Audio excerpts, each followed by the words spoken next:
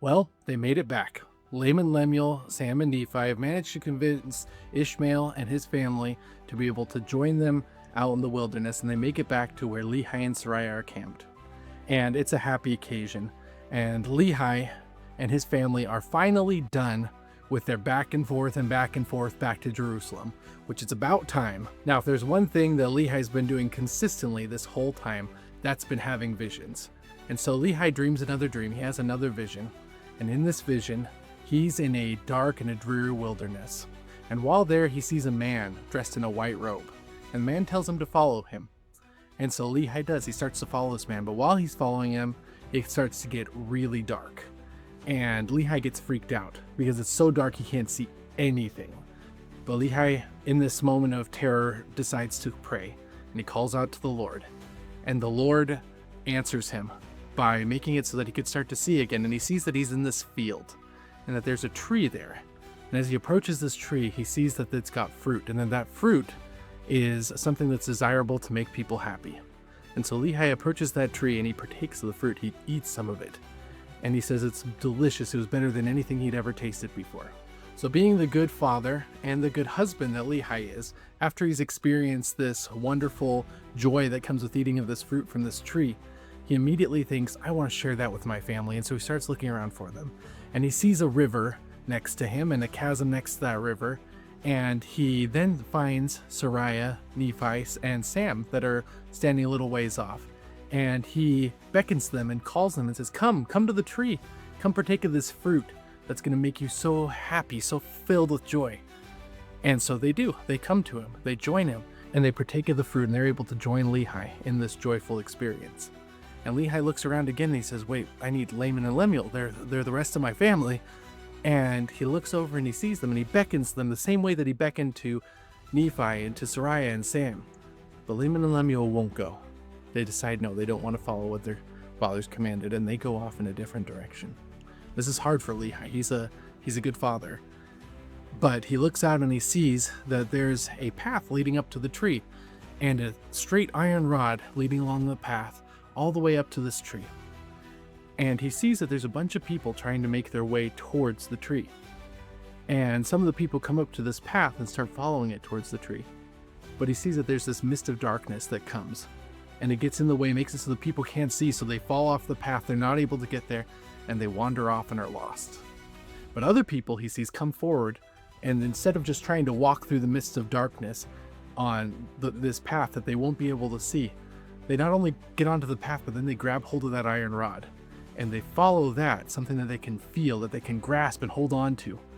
And they follow that all the way up until they make it to the tree, where they can partake of the fruit.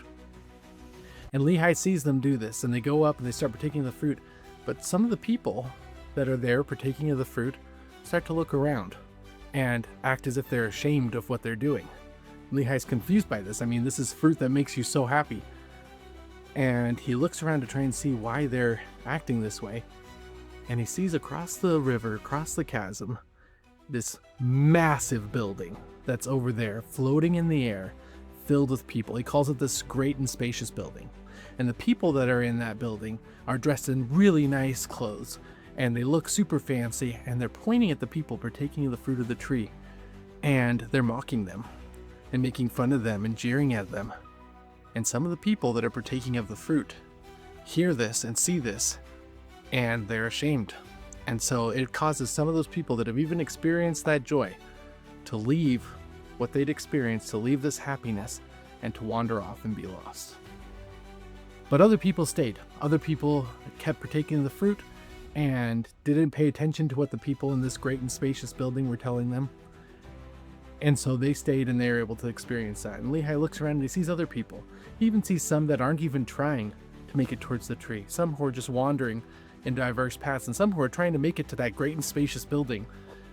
And many of the people who are trying to get there get lost, or some of them even drown in the river. And the people who make it to the great and spacious building, they immediately join in with the rest of the people already there in mocking and jeering towards those who are partaking of the fruit from this tree. So Lehi finishes talking about this dream, and he turns to Laman and Lemuel, his two sons, who in the dream chose not to accept the fruit, not to partake of the happiness that it offered. And Lehi expresses his concern for them. He tries to reach out to them with all the love that a father possesses and exhort them to keep the commandments and partake of the joy that comes from eating of that fruit. Now, being so full with the Spirit, Lehi starts to prophesy.